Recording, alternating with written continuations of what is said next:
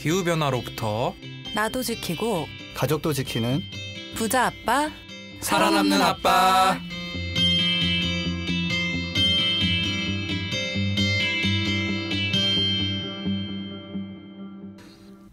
안녕하세요. 팟캐스트 부자 아빠 살아남는 아빠입니다. 기후변화로 급변하는 경제산업구조 속에서 우리들의 가족도 지키고 재산도 지킬 수 있는 방법을 지금부터 알려드립니다.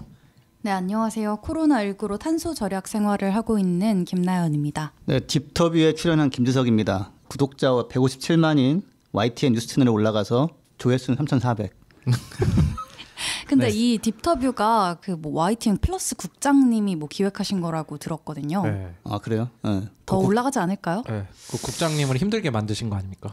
YTN. 정말 2시간 동안 열심히 했는데 네. 5분 37초짜리도 끊겨 나왔어요. 아, 내용은 충실해요. 마음에 들어요. 집약된 네. 내용을 볼 수 있군요. YTN 딥터뷰 김지석 이렇게 검색하면 나옵니까? 그렇죠, 그렇죠. 네. 그렇구나. 저는 아이와 함께 출근 이틀차 차윤탁입니다. 네. 아니 코로나가 득을될 수 있는 네. 곳에 아이를 데려오신 그런 네. 사연을 좀. 코로나19 사태로 인해서 지금 계약이 3주 미뤄졌어요. 그렇죠. 맞아요. 1주 지금 미뤄졌다가 2주 더 이게 연기된 진짜 거죠? 초유의 사태인 게 여러분들 학교 다니면서 계약 미뤄진 적 있어요? 없어요. 없죠. 없잖아요. 그리고 개근상이라는 게 약간 우수상보다 필수적인, 더 좀 맞아요. 쳐주잖아요. 에이, 그건 옛날 얘기지. 아니, 국민학교 그런가? 다닐 때 얘기지. 여기 다 옛날 사람인가 보다. 우수상이 더 좋나? 아무튼 그래가지고 아니 우수상은 그냥 맨날 나오니까.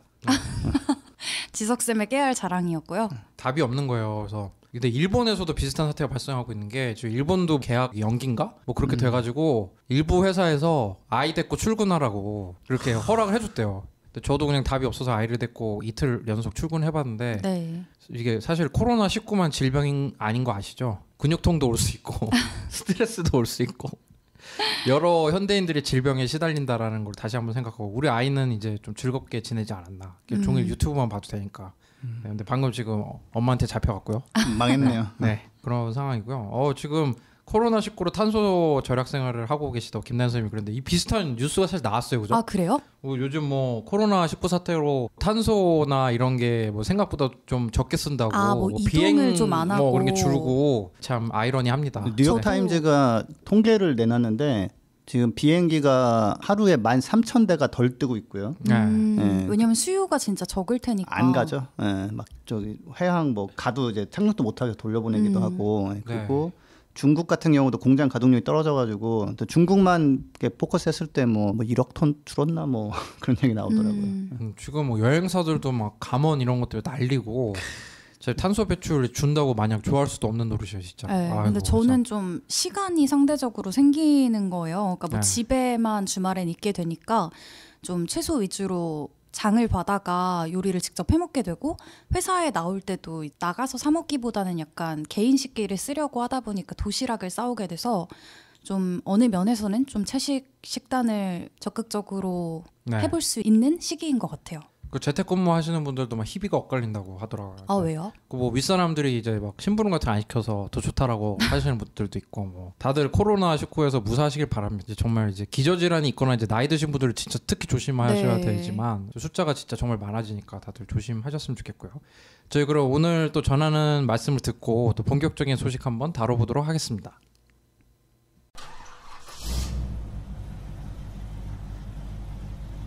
거리의 소리를 찾아서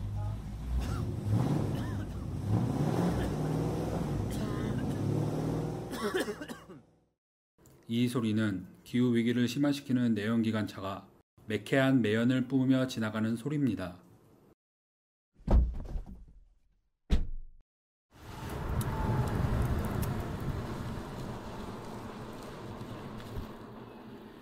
이 소리는 지구를 지키고 내 지갑도 지키는 전기차에서 나는 소리입니다.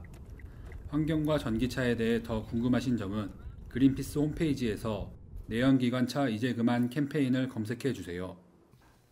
부파살바가 자랑하는 코너죠. 주간 전기차 코너 한번 시작해 보도록 하겠습니다. 이번 주에는 어떤 전기차 소식 갖고 오셨나요, 김 교수님? 네, 정말 기다리던 순간이 왔습니다. 폭스바겐 회장이 네. 기후 활동가를 뽑아서 회사에 채용을 하겠다.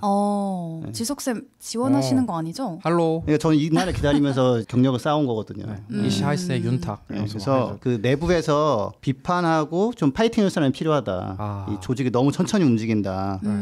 그리고 그래서 이 새로 뽑으면 이 사람은 이제 중역이나 CEO한테 직보를 할 수 있고 직접 보고를 한다는 그렇죠. 거죠. 네. 바로 해서 이 사람이 지금 전기차 프로그램에 시비 건다 이러면 이제 바로 이제 할 수 있고 그 다음에 혼자만 움직이는 게 아니라 그 폭스바겐이 디젤 게이트 이후에 서스테이너빌리티 보드라고 해서 그러니까 지속 가능 이사회를 만들어놨어요. 그래서 이제 이쪽하고 협력해가지고 이제 회사를 빨리 그 전기차 쪽으로 갈 수 있게 이제 하겠다는 거예요. 그래서 영어로 이제 파이낸셜 타임즈랑 인터뷰한 건데 어그레시브한 사람 뽑겠다. 공격적인. 공격적인 거 하면 또 저잖아요, 제가. 제가 옆자리니까 잘 지켜볼게요. 지석쌤이 레주메를 쓰시는지 안 쓰시는지. 밖에 가서 물어보세요. 다 이제 너무 좀 공격적이다 이런 얘기 많이 듣거든요, 제가. 그래서 야 이거 드디어 이제 왔구나. 사실 그 고별 방송이 될 뻔했는데 축하합니다. 이거 제가 다시 한번 읽어보니까 이거를 영 클라이밋 액티비스트를 뽑겠다. 영 조건이 틀렸다.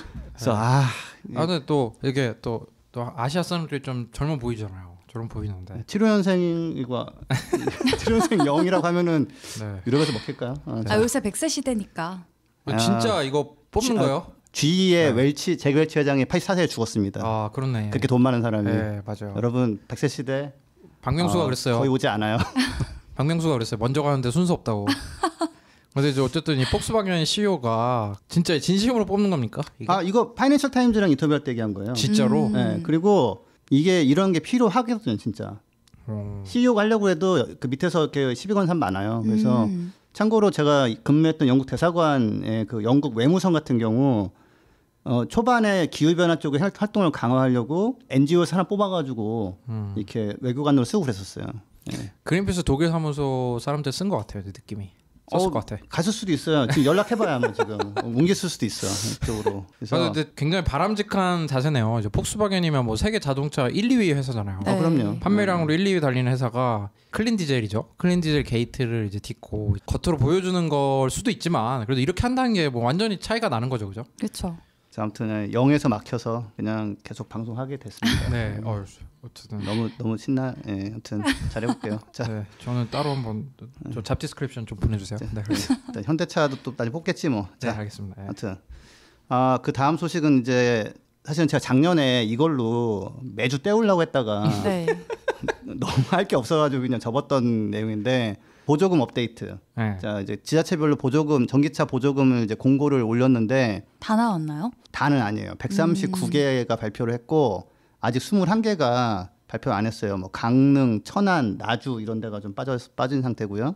그래도 뭐 이 정도면 대부분 했는데 좀 흥미로운 변화가 좀 있어요. 일단 예를 들어서 부산시 같은 경우는 작년엔 분명 이거보다 많았던 것 같은데 대수가 827대로 줄었어요. 왜 이러지? 그러니까 작년에 사실은 대도시에 굉장히 많이 배정이 돼 있고 지방엔 잘 안 돼 있어가지고 지방은 금방 동나고 대도시는 많이 남아가지고 막판에 뭐 렌트 회사에 돌리고 막 이랬거든요. 그래서 그거를 좀 안배해서 조정한 것 같고요. 제주도 같은 경우가 8,700대로 제일 많고 서울시가 7,200대. 근데 그 밑으로는 이제 뭐 대구시가 2,400대, 뭐 인천이 2,100대 이런 식으로 작년보다 좀 줄어서 약간 뭐 어떻게 보면 바람직한 거죠. 예, 남는 데는 이제 좀 줄어들고 부족한 데 좀 늘어나고 이렇게 된 것 같습니다. 그래서 좀 금액도 중요하잖아요, 그죠? 금액은 작년하고 거의 비슷해요.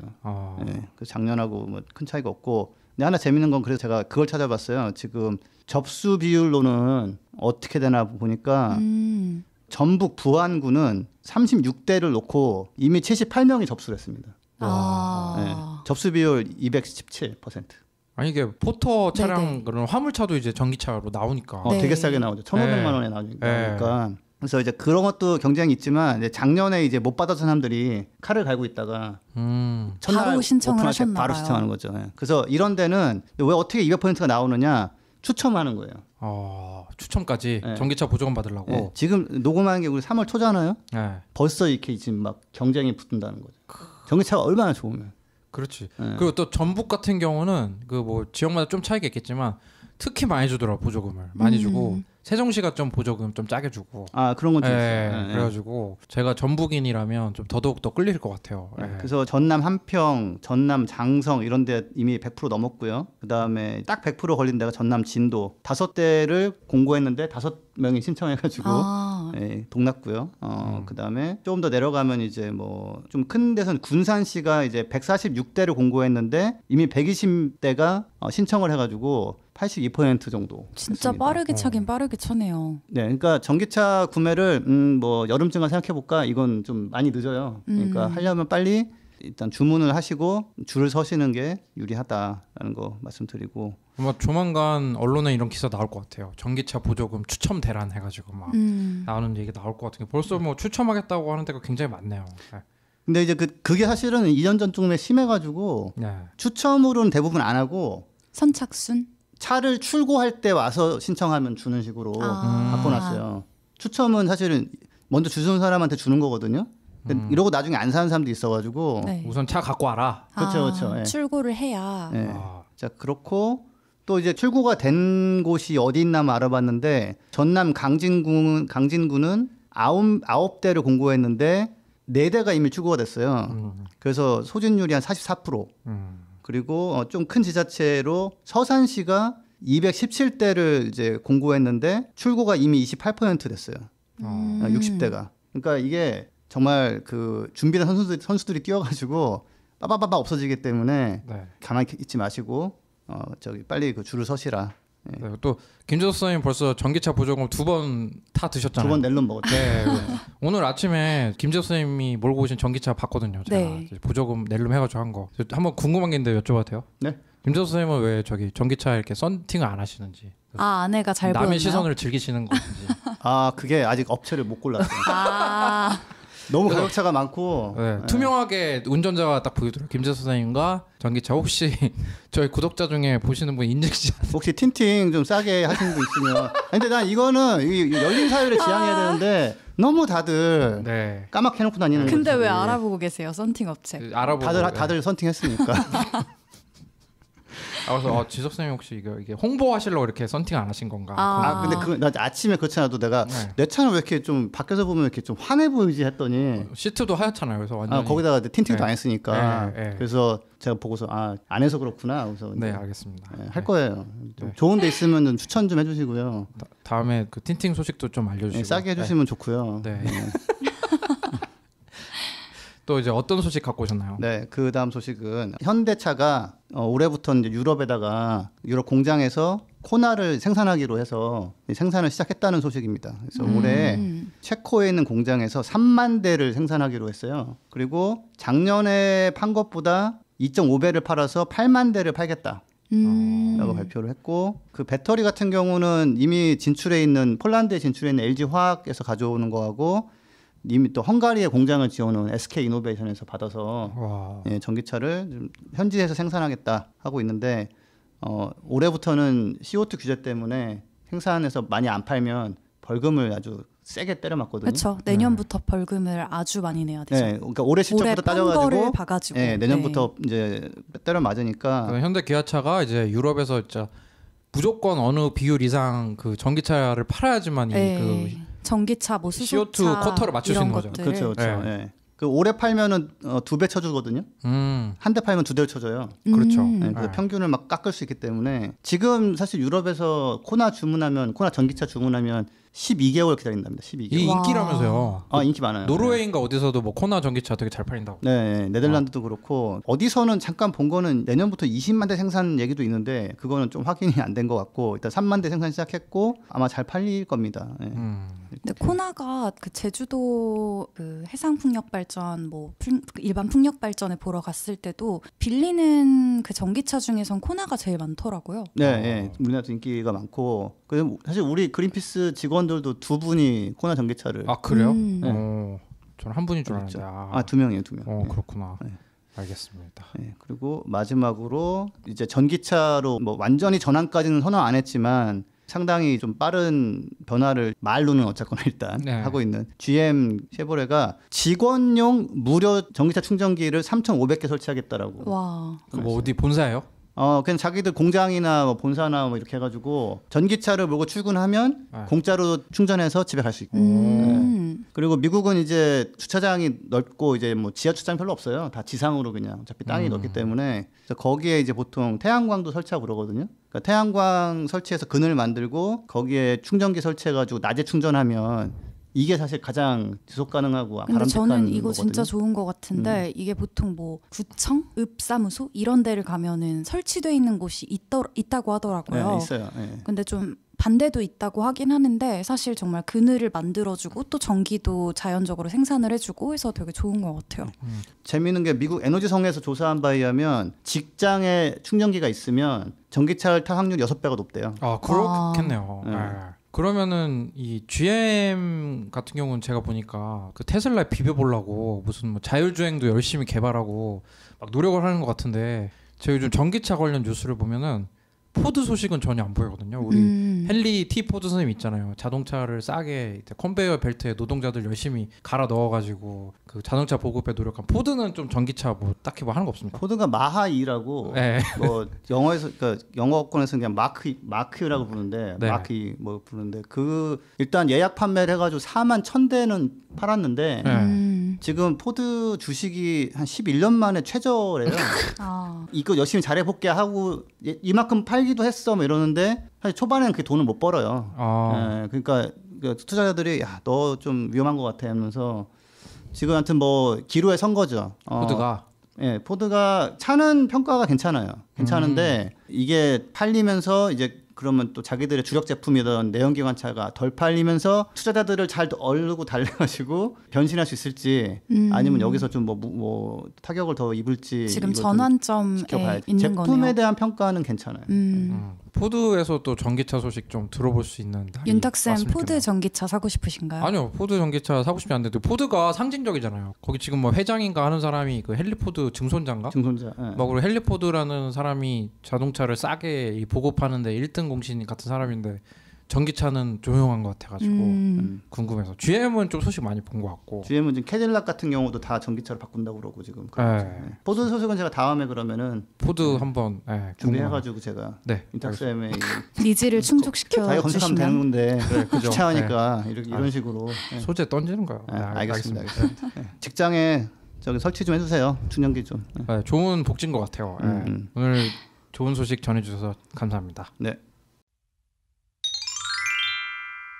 부자 아빠, 살아남는 아빠. 오늘은 좀 괜찮을까요? 지구 재난 방송 한번 시작해 보도록 하겠습니다. 김난 선생님 오늘 지구 뭐 안녕합니까? 지구가 오늘은 안녕하지 못합니다. 괜찮은 날은 없다고 사실 보시면 돼요. 안녕하지 못한 소식이 너무 많아서 오늘 3가지를 가지고 오려고 하다가 2가지만 좀 가지고 왔어요. 한 가지 소식은 제가 다음 주에 전해드리기로 하고 이제 첫 번째 소식은 기후위기로 지구가 뜨거워지고 있다는 얘기 많이 들으시잖아요. 뭐 지구온난화로 뭐 남극이랑 북극의 얼음이 녹고 또 그것 때문에 펭귄이나 북극곰의 서식지가 파괴되고 있다 이런 이야기 되게 많이 들어보셨을 것 같은데 이것도 진짜 무척 심각한 사실인 건 맞죠. 근데 나와는 조금 멀게 느껴질 때도 있었을 것 같아요. 근데 호주가 아직도 석탄화력 발전에 되게 크게 의존하고 있다는 사실을 앞서 저희가 호주 산불 얘기를 하면서 되게 여러 번 전해드렸잖아요. 거의 한 70%인가 50%인가 꽤 높죠. 네. 이제 국민 1인당 탄소 배출량도 세계에서 가장 높은 나라 중 하나인데 얼마 전까지 진짜 6개월간 이어진 그 산불 때문에 엄청 큰 피해를 봤잖아요. 통계가 하나 나왔는데 전체 숲의 21%가 호주 전체 숲에 21% 탔으니까 5번만 이러면 뭐 간단하게 계산하면 그냥 다 없어지는 거죠. 뭐 동물도 10억 마리 10억 그리고 마리 사람도 33명인가가 사망했다고 봤던 것 같아요. 근데 이 호주의 이야기인데 영국 BBC가 현지 시간으로 지난 1일 보도한 내용에 따르면 호주 여름이 겨울보다 2배 더 오래 지속되는 것으로 나타났대요. 이게 호주 연구소가 1999년부터 2018년 사이에 이제 호주 기상청의 기후 데이터를 분석을 한 건데 1950년대 그리고 60년대랑 비교한 결과라고 하네요. 근데 호주 여름이 무려 31일이 더 길어져. 그러니까 한 달이 더 길어진 거야, 여름이. 네, 여러분. 우리나라도 그렇죠. 우리나라는 여름이 한 60일 늘었어요. 진짜요? 네. 근데 또 문제가 호주는 겨울이 23일이 짧아졌다는 거예요. 우리도 비슷한 상황이잖아요. 아니 근데 이게 그런 거 있잖아요. 12월, 1월, 2월은 겨울, 3, 4, 5는 맞아요. 봄, 6, 7, 8은 여름. 그거는 뭐 옛날 얘기고 평균 온도 가지고 이제 계절을 나눠요. 평균 뭐 몇 도 이상인 날이 3일 이상 이어지면 이때부터는 뭐 봄 이런 식으로 하고 그러는데 50년대에는 90 며칠이었어요 여름이. 네. 근데 2010년도에 10년대째는 140 며칠인가 그래요. 거의 그래서 사실은 150일이네요. 우리 더 훨씬 진짜. 늘었어요 우리. 네. 와. 이게 뉴사우스웨일스 주에서 이번 화재로도 가장 큰 피해를 본 곳이잖아요. 여기에 포트 캐커리라는 곳이 여름이 49일 더 길어졌대요. 그래도 한국보다 짧네요. 그렇죠. 슬프네요. 그러니까 이게 보면 호주가 사실은 되게 넓잖아요. 네. 되게 길잖아요 이게. 네. 네. 뭐 약간 포트 캐거리 같은 데가 이제 우리나라랑 좀 비슷한 거죠. 그나마 한 50일, 60일 늘었으니까. 네.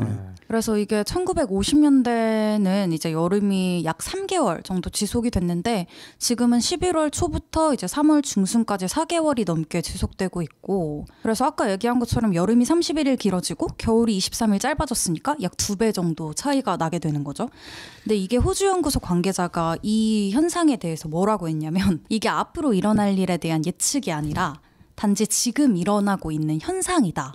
그 앞에 일어날 현상을 그 예측한 걸 제가 봤는데 네. 거기서는 뭐라고 했냐면은 이대로 온실가스가 늘어나면 그 6개월 산불 났던 여름이 네. 2040년 정도에는 그냥 매년 평균적으로 그 정도의 조건이 되는 걸로. 산불이 그렇게 커질 수 있는 조건이. 네, 그렇게 되는 걸로 되고 2060년 정도 가면은 네. 굉장히 좀 서늘한 여름이면 작년 여름 정도. 아 근데 숲이 그때까지 안 남아 있을 것 같아요. 남아있기 그렇게 어렵죠, 심해지면. 네, 남아있기 옛날에 우리 여름 방학 하면은 무더위는 조금 있고 장마 네. 좀 길고 맞아요. 이렇게 하다 보면 방학 끝난 것 같은데 와 요즘 완전히 그냥 다 폭염이 더 대부분인 것 같고. 저는 여름이 진짜 싫거든요 개인적으로. 나도 너무 싫어. 나 여름을 좋아했었는데 왜냐면 예전엔 좋아했어. 나도 어렸을 네. 때 그냥 뛰어놀고 나무 그러니까. 그늘만 들어가도 시원하고 그랬는데 지금은 뭐. 네. 와 심각하네요. 되게 호주는 막 지금 산업 구조가 다 화석연료 떼서 먹고 사는 그런 맞아요. 화석연료 떼고 뭐 화석연료 캐고 수출하고. 그다음에 화석연료 뭐 뿜어내는 소 키워갖고 얼려서 수출하고 맞아요. 양 수출하고 그렇게 먹고 사는데 걱정이네요. 네. 근데 거기가 땅이 워낙 넓고 네. 농사짓기 어려운 땅 같은데 이제 햇빛은 많이 나고 있어요. 아웃백 뭐 이런 지역이 네. 이글이글 타오르는 인공위성 사진 찍으면 아웃백 쪽 사진 찍기 되게 좋대요. 왜냐하면 구름이 없어가지고 예, 그냥 지나가다 보면 항상 찍힌다는 거예요. 예, 그래서 이제 그런 데다가 이제 정말 호주가 결단을 내려서 태양광을 엄청나게 꽂고 그걸로 전기로 뭐 수소를 만들어서 뭐 팔던 이러면 정말 이제 좋은 역할도 하고 경제도 살 수 있는데 석탄을 쥐고서 먹고 살려는 사람들이 계속 또 장난질을 하고 있어가지고. 네. 근데 우리 지난 저기 시간에 우리 배터리 얘기했는데 우리나라 IT나 이런 쪽 기반 산업이 되게 탄탄하게 잡혀 있어가지고 네. 뭐 배터리나 이런 거 같은 그런 관련 산업이 많이 성장하는데 호주는 재생에너지로 전환하려면 또 배로 다 실어 갖고 와야 되잖아요.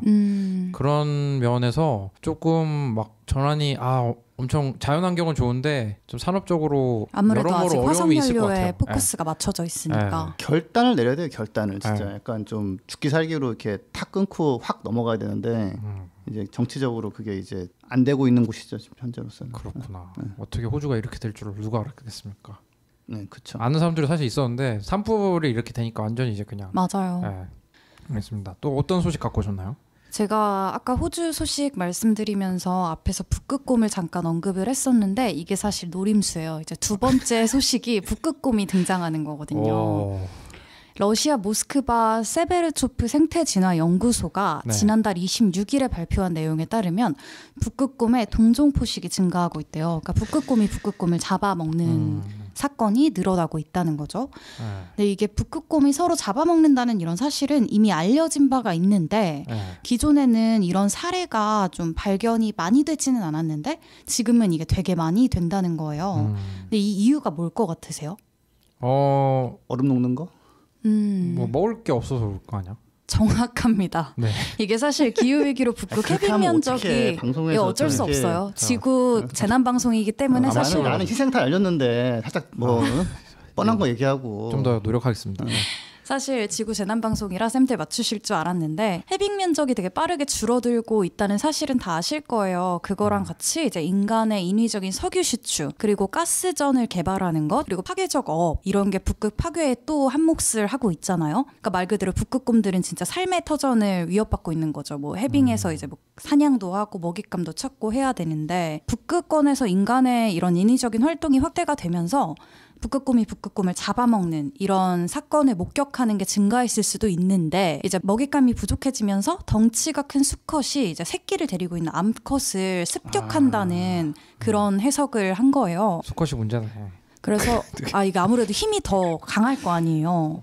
근데 서식지 감소는 이제 이런 동종포식뿐만 아니라 북극곰이랑 인간이랑 만날 그런 가능성도 되게 높게 한다는 게 또 문제인데 지난해 12월 같은 경우에는 실제로 러시아 극동의 추코트카 자치구에 있는 한 마을에 북극곰 50마리가 넘게 나타났대요. 네, 전쟁이네 전쟁. 진짜 주민들이 되게 깜짝 놀랐다고 하는데 이게 또 지난해 이런 일만 있던 게 아니라 같은 해 2월에도 노바야 제밀랴 부근에서 또 52마리가 이렇게 마을에 출몰을 해가지고 지방정부가 비상사태를 선포했다는 거예요. 52마리 북극곰이 오면 좀 그렇긴 하죠. 근데 진짜 무서울 거 아니에요. 뭐 집 밖을 어떻게 나가겠어요. 근데 이게 12월 건지 2월 건지 아마 12월 거 같은데 그때 그 마을 사람들 이제 안 나가고 어떻게 보면 코로나랑 비슷하네. 밖에 안 나가고 집에 있고 그다음에 북극곰들이 또 막 쓰레기장에 모여가지고 한 10대 마리가 쓰레기 먹고 그런 거 있어가지고 한편으로 불쌍하고 한편으로 무섭고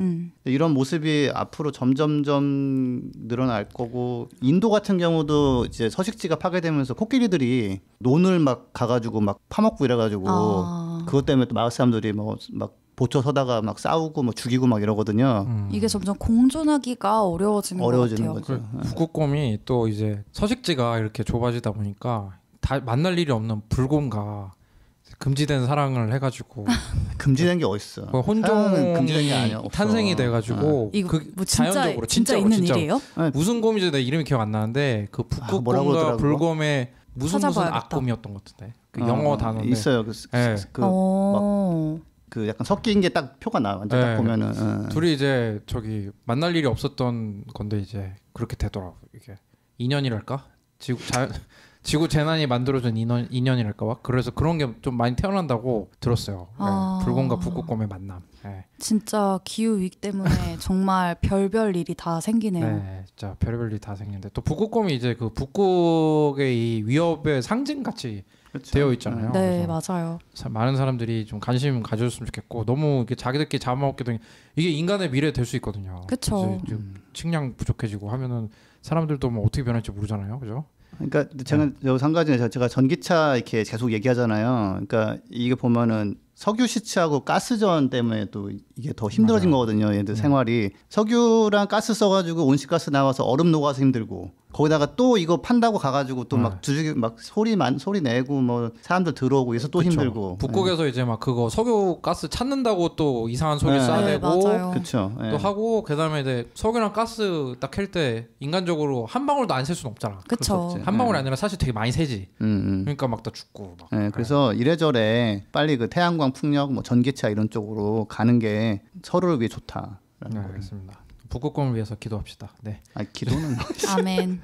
네, 전하는 말씀을 듣고 또 이제 다른 코너 한번 진행해 보도록 하겠습니다.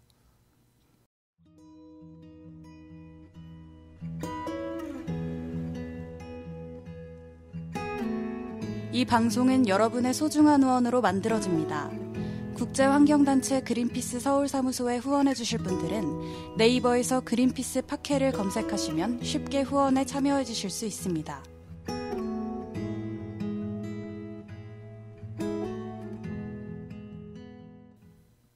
네, 끝이 보이는 코너죠. 2020 원더키드 한번 시작해 보도록 하겠습니다. 네, 지금 민주당 경선이 계속 되고 있는데요. 이것도 누가 이렇게 정리를 해갖고 오셨네요. 샌더스가 캘리포니아 승리했다면서요. 네, 415표가 걸려 있는 곳이에요, 여기가. 415명의 대의원. 네. 그래서 그 승리해가지고 지금 완전 확정은 아닌데 38% 개표했을 때 약 10% 차이로 리드하고 있기 때문에 이건 거의 이제 굳어진 것 같다. 근데 이제 또 조 바이든이 또 불사조처럼 살아나서 텍사스에서 또 승리를 했어요.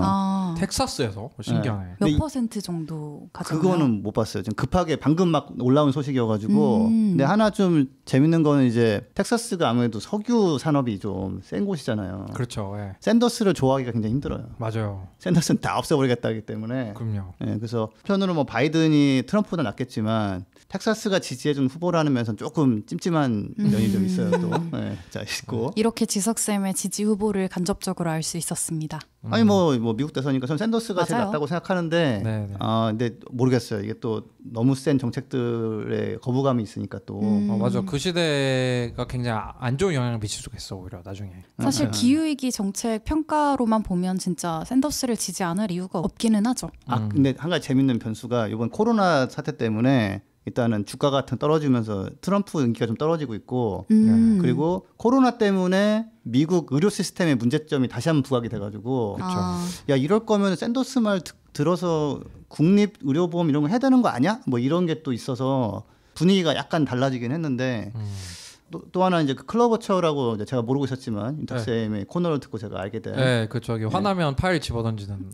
네네네. 그분. 네, 그분이 바이든을 지지하면서 이제 퇴사 뭐라고 하지 이거를 이제 경선 사퇴. 포기. 예. 네, 그래서 지지 선언을 하시고 이제 하차를 하신 네, 거네요. 네. 부티지도 집에 갔어요. 부티지도 이제 그냥 집에 간다고. 부티지는 근데 누구 지지한다 그런 건 아직 안 했죠.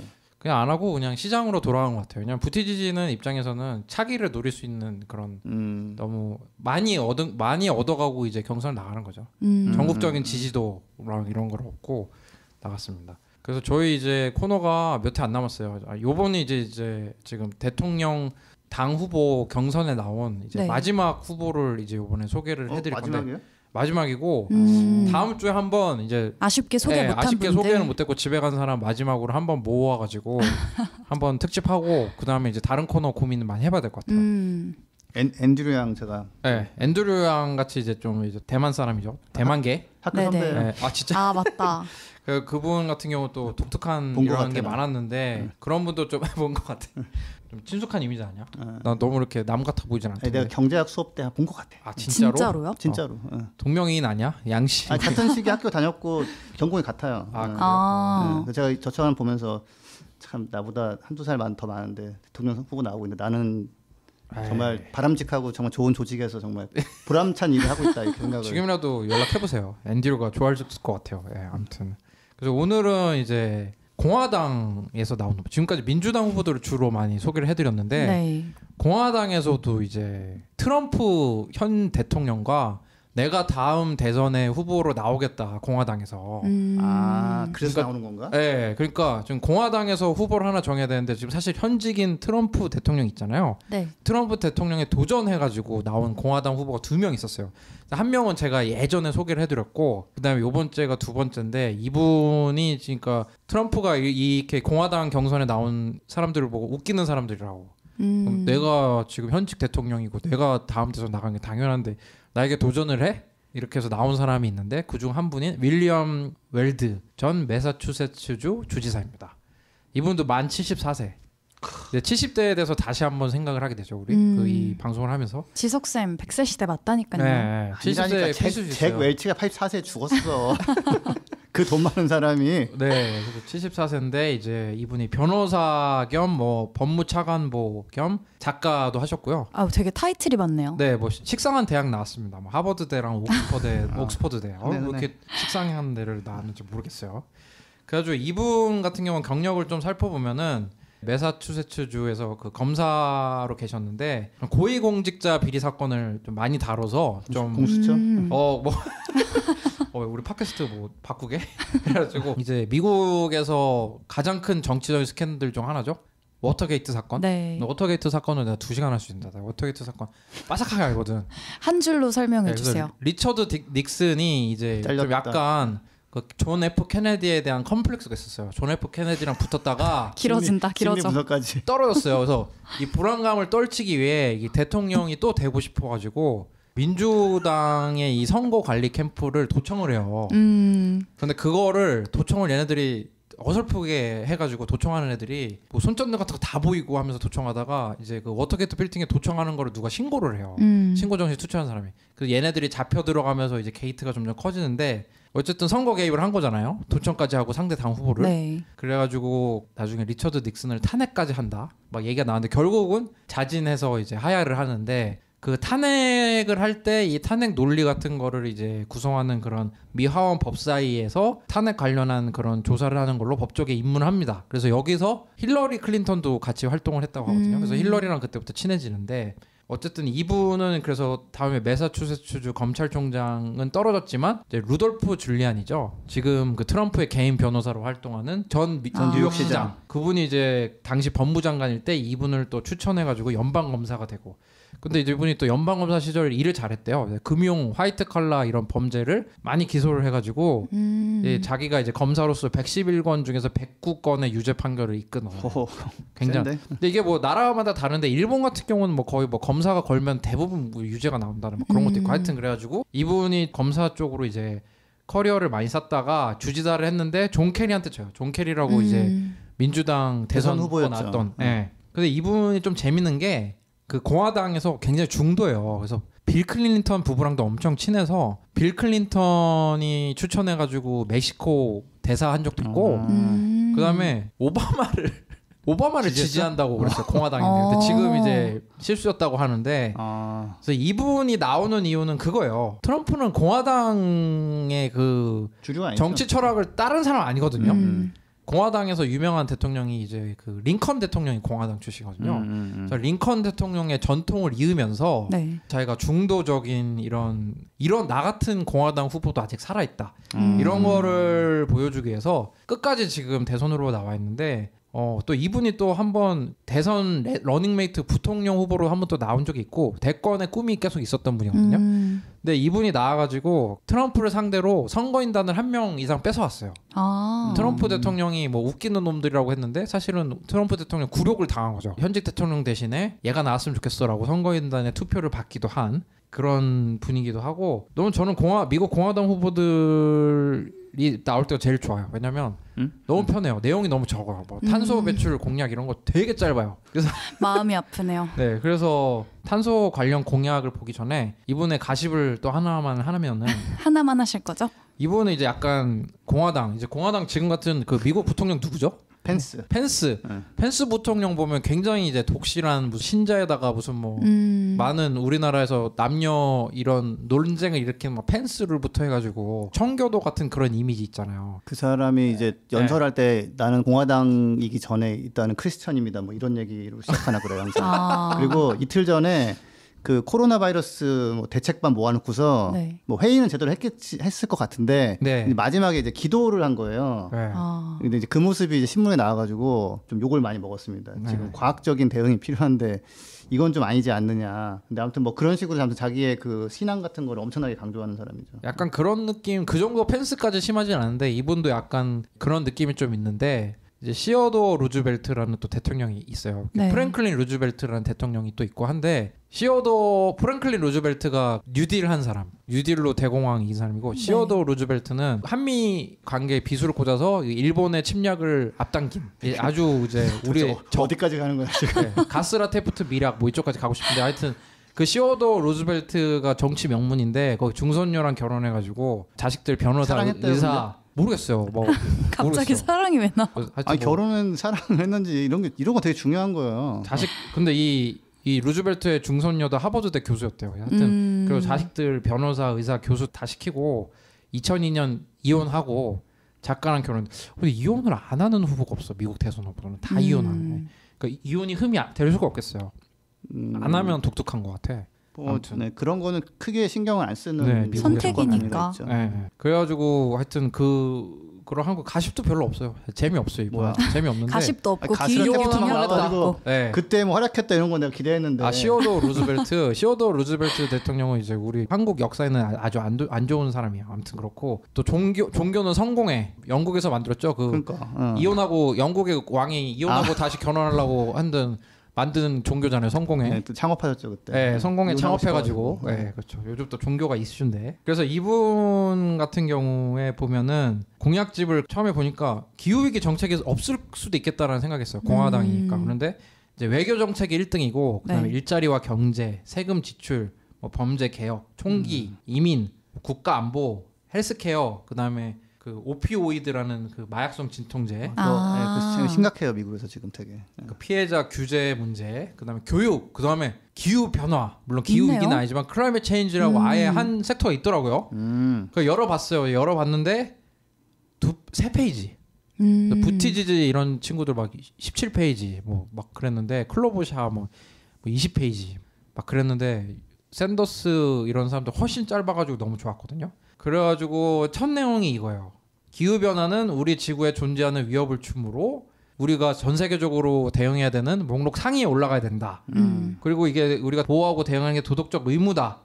그리고 이거 수단과 방법은 합리적일 것이다. 지구과학자들의 기후변화 원인에 동의하고 공공정책으로 적절한 이런 방법이 필요하다라고 해서 아, 이 사람은 역시 좀 뭐 빌 클린턴이랑 가까웠다고 오바마 지지한다고 그랬다가 역시 뭐 공화당 약간 중도의 느낌이 나는구나. 그래서 뭐 어쨌든 기후변화를 부정하지 않는 거죠. 그러니까 미국의 공화당 후보 자체도. 그래갖고 좀 좋게 해서 그린피스 미국 사무소가 몇 점 줬나 봤더니 트럼프랑 같이 F를 줬어요. 그래가지고 트럼프는 이제 그 미국 사무소 평가하는 항목이 2개인데 그린 뉴딜 관련 점수랑 화석연료 아웃 점수 2가지에 이제 50점 50점씩 점수 주는데 트럼프는 둘 다 빵점인데 빌 웰트 이분은 그린 뉴딜에서만 7점. 50점 만점에? 그렇죠. 그러니까 100점 만점에 7점. 받아가지고 F를 받았거든요. 그러니까 왜 그러냐면 좀 짧고 별 내용이 없는 것 같은데 공약을 한번 소개를 해볼게요. 그래서 뭐 세계 각국가 무슨 뭐 활동 재조정 뭐 이런 뜻인데 대통령이 되면 자기는 이제 미국의 파리협정에 다시 가입하도록 다시 행동한다. 그 상원의 승인을 구한다. 그러니까 약간 이게 대통령 직속 권한으로 굳이 돌아갈 수도 있는데 상원한테 구한다는 제스처 게 정도를 이제 네, 보여주는 약간 그게 거네요. 좀 차이가 좀 있는 것 같고 어쨌든 파리협정에 다시 가입해서 1.5도 이하를 달성한다. 이건 그래도 뭐 네, 네. 1.5도 나왔네. 미국 사무소가 왜 이렇게 점수를 안 좋게 줬는지 모르겠지만 그리고 뭐 수출입은행이나 이런 금융기관과 세계은행 해서 가지고 뭐 국제 리더로서 역할을 되찾아가지고 석탄 수출 보조금을 금지하는 협정도 중국과 하겠다. 뭐 그리고 뭐 몬트리올 의정서에 뭐 수정안도 비준하겠다. 뭐 그런 식으로 이제 공약이 하나 나왔고 세부 공약이 두 번째로 이제 경제 효과 및 환경 효과. 탄소세 나왔네. 네, 탄소세가 근데 톤당 $40. 약간 좀 약간 적네요. 뭐 IMF보다 좀 남네요. IMF가 $75. $75. 네. 지금 이게 여기 적혀 있는 건 100일 이내라고 돼 있잖아요. 그렇죠. $75는 IMF가 2030년 목표거든요. 네. 그러니까 시작을 낮게 해서 거기까지 올리라는 거기 때문에 만약에 취임하자마자 $40를 먹인다 그러면 그거는 나름대로 그러니까 의미가 있네. 근데 이제 그린피스 미국 사무소가 편향된 거 아니야? 근데 뭐 그 캠페이너가 또 뭔가 있겠지. 뭐 정보가 얻었을 기준이 때 명확하게 있었겠죠. 그치, 근데 뭐 다른 후보에 비하면은 그렇죠. 다른 공화당 떨어지는 후보에 거죠. 비하면 나는 민주당. 민주당 네. 후보에 비하면 많이 떨어지지. 많이 떨어지죠. 많이 그죠. 떨어지고 그다음에 뭐 지방세랑 뭐 탄소 뭐 프로그램 이런 중복 세금 같은 규제 같은 거 하고 보조금 뭐 에너지 이런 보조금 같은 거를 이렇게 면제해주고 더 주고 막 그런 건 같은데 제가 내용을 자세히는 모르겠습니다. 그리고 이제 뭐 가스 관련된 이런 천연가스 관련된 보조금 같은 것도 폐쇄하고 또 저소득 근로자와 이제 가족에게 이제 세금 감면 프로그램도 하고 또 괜찮은 것 같아요. 그 홍수 관련 연방 홍수 관련 그런 보험 프로그램이나 재난 기후 재난에 관련 이런 대비 같은 그런 프로그램도 만들고 세금 규제 개혁도 하고 이거는 제 민주당 그 미국 민주당 후보들도 많이 들고 왔던 얘기인 것 같은데 어쨌든 F 받았다는 거. 하나 저기 아는 척거 나와가지고 하나. 네. 여기 보면 연방 홍수보험을 폐지한다고 돼 있거든요. 네. 근데 이게 조금 왜 그런지 이해가 좀 가세요? 왜 홍수보험을 없애? 홍수가 더 심해질 건데. 그러니까 날카로운 포인트네요. 진짜 왜 그러지? 그걸 제가 말씀드리자면 예전에 홍수가 나는 지역이나 해안가나 강가에 잘 사람들이 건물 같은 걸 안 짓는 거예요. 네. 왜 안 짓냐 그러면은 파도 들이치고 뭐 홍수 나면 어떡하냐. 그러니까 걱정하지 마. 연방 정부가 해결해 줄게. 그래가지고 재정을 들여가지고 보험을 만들어줬어요. 그러니까 개발 촉진하려고. 근데 이제 그것 때문에 무슨 문제가 생기냐면 홍수가 또 날 건데 네. 거기서 보험 받아가지고 또 건물을 짓는 거예요. 아. 그래서 이게 처음엔 좋은 취지였고 처음엔 좋았지만 사실 기후변화 시대에서는 쟤 때문에 사실은 이제 그만 지어야 되는 곳에 또 짓고 이러니까 근본적인 문제 해결해야 되는데 네, 없애야 홍수만 되니까. 나면 보험금을 지급하고 네. 거기다가 홍수 또 날 때다 또 짓고 이런 또 식으로 짓고, 하니까 악순환이 아예 때문에. 그런 걸 없애겠다. 위험한 지역에는 건물이 지어지지 않도록. 그렇죠. 나 이 사람한테 투표할래요. 왜냐면 공약이 짧아서 좋았어. 그러니까 약간 합리적인 F라니까요. F. 보수에서 이렇게 좀 합리적인 것만 이제 넣어놓고 네. 좀 아쉬운 거는 이 사람이 한 10년 전에 나왔으면 이 정도 정책이면 훌륭한데 지금 기후 위기 시대에는 이 정도는 조금 약하다는 게 그래서 한 결국은- 2002년쯤 블룸버그 뉴욕 시장이 했던 그 정도 수준인 것 같아요. 그다음에 아마 이 부분이 이제 그린피스 미국 사무소를 좀 건드린지를 것 같은데 이제 탄소 제로 에너지 생산으로 가야 되는데 이제 원자력 발전은 계속 의존할 거라고 이런 거로 그리고 이건 뭐- 그린피스가 그리고 뭐 재생에너지를 사용하겠지만 천연가스랑 뭐 탄소 집약적 연료도 계속 쓰겠다. 이게 무슨 말이지? 여기서 여기서 무너지네, 그냥. 그렇네요. 그래가지고 또 이제 기후 위기에서 복원할 수 있는 이런 정책을 뭐 만들겠다. 이런 게 이제 이 분의 공약이었습니다. 그래서 이분 제가 봤을 때 완주할 것 같아요. 약간 조금 트럼프의 이 대안하는 소수 목소리로서 완주할 것 같은데 어쨌든 이걸 보고 느낄 수 있는 점은 공화당의 후보조차도 그러니까 미국의 민주당만 그런 게 아니라 공화당 후보조차도 클라이밋 체인지를 네. 인정한다. 인정하고 최소한의 요 정도는 안 하는 게 말이 안 된다라고 얘기를 하고 있는 거죠. 지금 뭐 연방적으로 기후 위기에 대응해야 되고 탄소세 네. 네. 도입한다고 네. 얘기했고. 그러니까 그렇죠. 이런 사람이 있는 거는 그래도 다행인데 이제 안타까운 거는 이제 이런 사람은 그 큰 당에서 소수라는 거. 사실은 정상적인 곳이라면은 큰 정당에서는 모두가 이걸 동의하고 뭐 한두 명 이상한 사람 있어야 되는데 미국 공화당 같은 경우는 사실은 대부분이 기후 변화를 부정하고 자꾸 이제 좀 신경 안 쓰려고 그러고 소수 나온 사람이 나름대로 이제 이 정도 해주고 있는 거는 굉장히 슬픈 상황인 거죠. 네. 그러면 또 어떤 의미에서는 완주를 하는 게 또 공화당 안에는 어떤 메시지가 될 수도 있겠네요. 그렇죠. 이제 현직 트럼프 대통령의 재선에 대해서 공화당 내에서 도전을 한 거잖아요. 네. 이게 28년 만에 처음이라고 하는데 그런 트럼프 대통령을 상대로 이렇게 야 너 같은 애도 공화당이 아니라 나 같은 사람도 있다라고 하면서 이렇게 한 거는 전 좋은 의미로 받아들여주고 싶고 이분은 응원해주고 싶네요. 네. 네, 하지만 F 받았다는 거. 네. 그리고 이제 트럼프한테 웃기는 사람이라고 이제 또 트위터로 또 지적을 받긴 했지만 트럼프한테 하면 욕을 먹어줘야 네, 좀 뜹니다. 잘하고 있는 거예요. 트럼프한테 비난받지 않은 사람은 좀 뭔가 좀 너무 네. 조용히 한 게 아닌가. 네, 그리고 그래서 미국에서 이제 대통령 대선 후보 경선에 나왔던 후보들을 다 짚어봤고요. 2020 원더키드를 기다리지 못하고 이제 하차하셨던 분들 한번 모아가지고 그분들 홈페이지가 살아 있다면 한번 그분들 기후 위기 한번 공약도 다음 주에 한번 모아가지고 네. 이제 소개를 해드리도록 하겠습니다. 그 다음에 2020 원더키드는 좀 쉬었다가 정말 이제 미국 대선이 이제 또 열풍이 불면은 또 다시 한번 부활하는 걸로. 한번 부활하는 걸로. 그러면 이렇게- 이제 쌤 우리도 네. 제21대 국회의원 선거 되게 코앞이잖아요. 4월 15일인데 이거 관련해서 각 정당 기후변화 공약 살펴보는 것도 좋을 것 같아요. 네, 알겠습니다. 안 그래도 그거를 저희가 다음 방송에서 한번 그러니까 저희가 그린피스가 이제 또 관련 캠페인 하고 있거든요. 이제 저희도 이제 한국 사회에서도 똑같이 기후 변화 관련돼서 공약을 준비하는 정치인들에게 우리가 좀 더 관심을 갖도록 또 그런 분을 한번 모셔보기로 했죠. 그래서 다음 네. 방송에서 또 모셔보도록 하고 저희도 이 4월 총선과 관련해서 관련 내용을 계속 업데이트하도록 하겠습니다. 자, 오늘 방송 좀 어떠셨습니까? 재밌었어요. 근데 뭐 한편으로는 좀 슬프기도 했고 북극곰 왜냐면 때문에? 네, 제가 가지고 온 두 가지 이야기가 다 너무 우리한테도 되게 다가온 문제니까 마음이 좀 좋지는 않네요. 네, 김지섭 쌤은 오늘 이직 포인트를 많이 잡으신 것 같아요. 아, 그니까요. 너무 신나다가 영 액티비스트에서 그냥 네. 영에서. 근데 말씀만 이렇게 하시는 걸 수도 있으니까 네. 제가 진짜 컴퓨터 모니터 잘 지켜보도록 이력서는 이미 하겠습니다. 보내셨을 수 있어요. 보내셨을 이렇게 수 있고. 빠르게? 네. 연막인가? 네. 독어 번역 혹시 하세요, 윤탁 쌤 아르바이트로? 구글한테 맡겨주시면 왜냐하면 그 독일어 영어 번역은 거의 완벽하게 되는 거죠. 구글 언어가 비슷하니까 그런 것 같고. 네, 오늘 저도 이제 2020 원더키드 이제 참 정이 많이 갔던 코너인데 이제 거의 끝을 보고 있네요. 하지만 네. 우리 4월 총선 있잖아요. 그때 그쵸. 좀 더 들여다보도록 하겠습니다. 또 재미있는 제목 네. 가지고 와주실 거죠? 네, 그렇습니다. 예, 오늘 방송 들어줘서 감사하고요. 마지막으로 전상규님의 미숙한 소년이라는 팟빵 뮤직 들으시면서 마무리하도록 하겠습니다. 감사합니다. 감사합니다.